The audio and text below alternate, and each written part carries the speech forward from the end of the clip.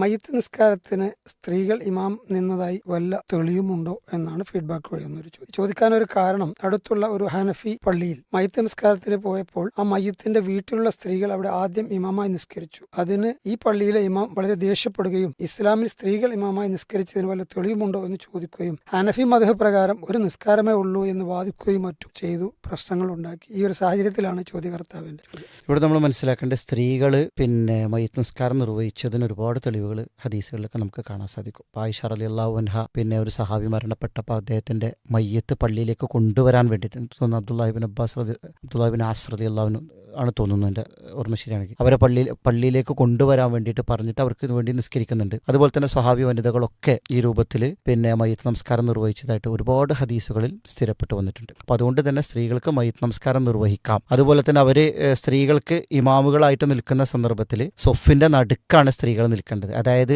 കയറി നിൽക്കാൻ പാടില്ല. പുരുഷന്മാരെ സംബന്ധിച്ചിടത്തോളം പുരുഷന്മാർ കുറച്ച് മുന്നിലേക്ക് കയറി നിൽക്കണം. സ്ത്രീകളെ സംബന്ധിച്ചിടത്തോളം സൊഫിൽ തന്നെ മധ്യഭാഗത്തായിട്ടാണ് സ്ത്രീ ഇമാമ് നിൽക്കേണ്ടത് എന്ന് ഫുഖാഹകൾ ചർച്ച ചെയ്തിട്ടുണ്ട്.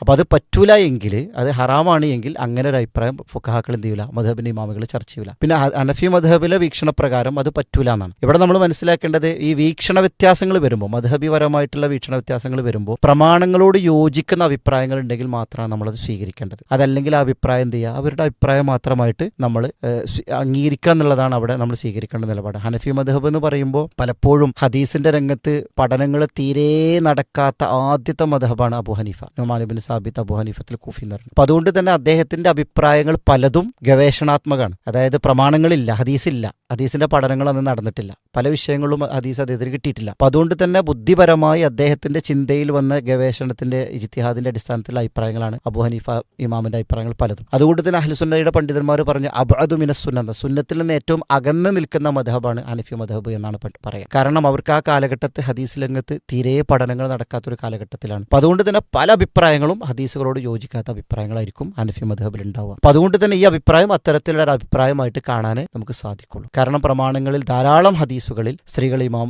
നിന്നതായിട്ട്, നമസ്കരിച്ചതായിട്ടും, പിന്നെ പള്ളികളിലും മറ്റൊക്കെ അവരുടെ വീടുകളിലൊക്കെ ഇതുപോലെ സ്വഹാബികൾക്കൊക്കെ സ്ത്രീകൾ മയ്യിത്ത് നമസ്കാരം ആയിഷ റളിയല്ലാഹു അടക്കമുള്ള ആളുകൾ നമസ്കരിച്ചതായിട്ട് സ്ഥിരപ്പെട്ടിട്ടുണ്ട്. അപ്പൊ അതിന്റെ രീതി എങ്ങനെയാണ് നിൽക്കേണ്ടത് എന്ന് വരെ കർമ്മശാസ്ത്ര പണ്ഡിതന്മാർ ചർച്ച ചെയ്തിട്ടുണ്ട്, വന്നിട്ടുണ്ട്. അതുകൊണ്ട് തന്നെ സ്ത്രീകൾക്ക് ഇമാമത്ത് നിൽക്കാം, അവർക്ക് മയ്യിത്ത് നമസ്കരിക്കാം. ഇതൊക്കെ പ്രാമാണികമായി സ്ഥിരപ്പെട്ടു വന്ന, സ്ത്രീകൾ ഇമാമ് നിന്ന് സ്ത്രീകൾ ഇമാമുമായി നിസ്കരിക്കുന്ന ഘട്ടത്തിൽ അവർക്ക് ചെയ്യാം. പുരുഷന്മാർക്ക് ഒരിക്കലും സ്ത്രീകൾ ഇമാമിക്കാൻ പാടില്ല. പക്ഷെ സ്ത്രീകൾ മാത്രം നമസ്കരിക്കുന്ന സന്ദർഭത്തിൽ സ്ത്രീകൾക്ക് സ്ത്രീകൾ ഇമാമായിട്ട് എന്ത് ചെയ്യാം, നിന്ന് നമസ്കരിക്കാം. അതിനൊരുപാട് തെളിവുകൾ, പ്രമാണങ്ങൾ നമുക്ക് കാണാൻ സാധിക്കും. അത് അനുവദനീയമാണ് എന്ന് തന്നെയാണ് സൂചിപ്പിക്കാനുള്ളത്. വല്ലാഹു ആലം.